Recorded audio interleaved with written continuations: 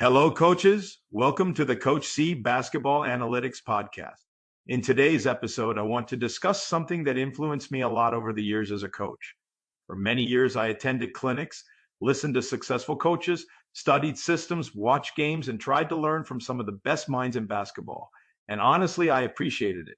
Many great coaches openly shared what they believed in, how they practiced, how they played, and how they built successful programs. But over time, I started noticing something. Many of those systems were still connected to very high talent levels, depth, athleticism, size, and recruiting advantages.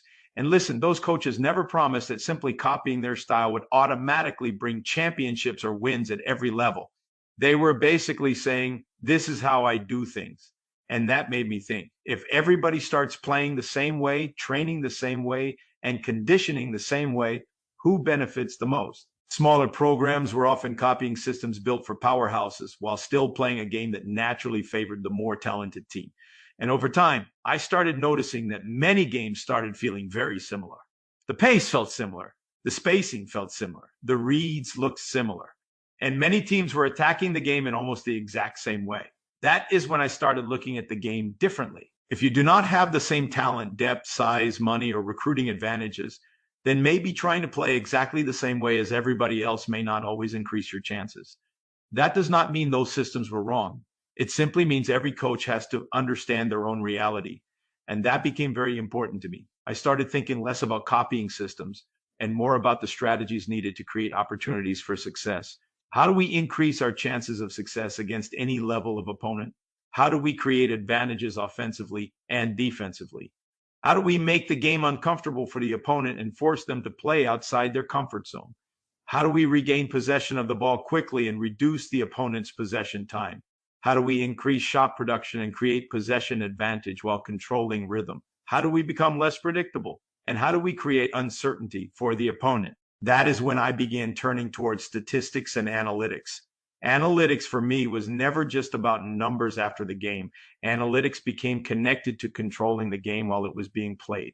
And honestly, that changed the way I started seeing basketball, especially for teams that do not always have superior talent. Because many times the game is not only about having the best players, it is about creating conditions that increase your chances of competing. Winning is not always about having the best roster. Sometimes it is about leveraging the game differently, leveraging possessions, leveraging rhythm, leveraging pressure, finding ways to bridge talent gaps and increase your chances of competing and winning, even against teams with superior talent.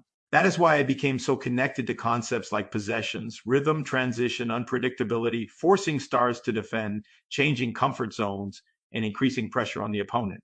Not to make basketball robotic.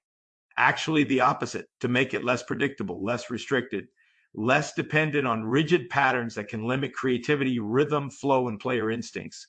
Because over time, I started realizing that winning is not always about having the best roster. Sometimes it is about leveraging the game differently, leveraging possessions, leveraging rhythm, leveraging pressure, finding ways to bridge talent gaps and increase your chances of competing and winning, even against teams with superior talent. Over time, I started realizing more clearly how I wanted my teams to play.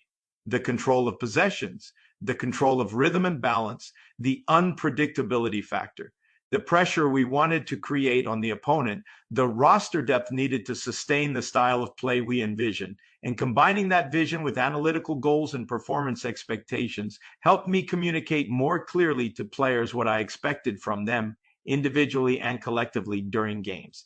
And honestly, that changed my coaching approach. It reduced a lot of the subjectivity that often existed in my coaching instructions, corrections, and performance evaluation.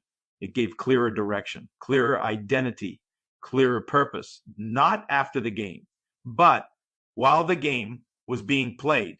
And to me, that became very important. And coaches, I think this is important. Basketball should not turn into simply copying trends or following what everybody else is doing.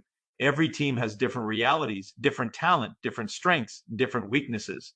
When everybody starts moving in the same direction, the teams with the most talent naturally benefit the most. Maybe that is why I became so connected to analytics, rhythm, and possessions. Not to make basketball robotic or predictable, but to help my teams increase their chances of competing, especially when we were not the favorites to win.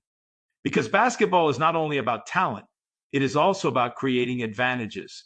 creating discomfort, controlling rhythm, increasing pressure, and finding ways to compete before the game becomes comfortable for the opponent through data-driven strategies and game plans built around the numerical performances of both your team and the opponent. Coaches, that wraps up today's discussion. Thank you again for joining me today. And remember, the game is controlled while it is being played, not after it ends. I look forward to having you with us again soon.